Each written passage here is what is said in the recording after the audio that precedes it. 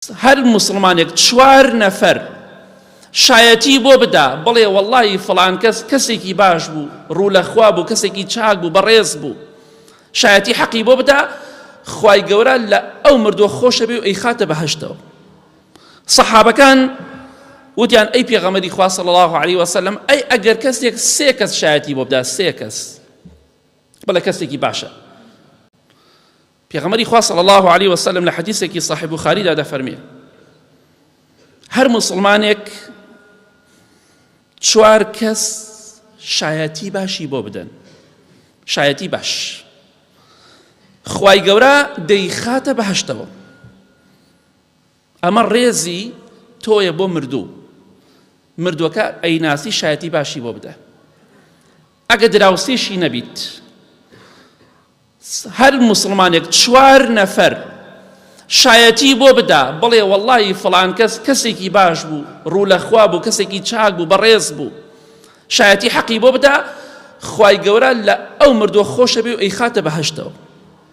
سەحابەکان وتیان ئەی پێغەمبەری خوا صلی الله علیه وسلم، ئەی ئەگەر کەسێک 3 کەس شایەتی بۆ بدا، 3 کەس بڵێ کەسێکی باشە، دراوسێش نییە، لەوانەیە بێگانە بێ، لەوانەیە خزمی بێ، زۆر دووریشە لێ، جارێ لە شارێکی ترە شایەتی بۆ دا.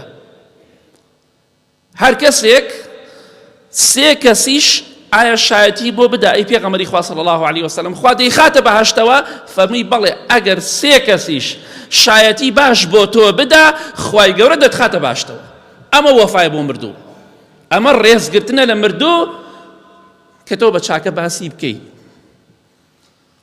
سەحابەکان ڕەزای خوای پەروەردگاریان لێ بێ فەرمیان ئەی پێغەمبەری خوا صلی الله علیه وسلم، ئەی ئەگەر 2 کەس شایەتی باشت بۆ بدا، قال فەرمی وەثنانی، ئەگەر 2 کەسی شایەتی باشت بۆ بدا، شایەتی خێر و چاکت بۆ بدا، خوای گەورە دەتخاتە باشتەوە. خوا چەندێ بەڕەحمە، دەی چاکە کار بە، ڕێز لە دراوسێکت بگرە، ڕێز لە بەرامبەرت بگرە، با لە دوای مردنت بە چاکە باست بکات.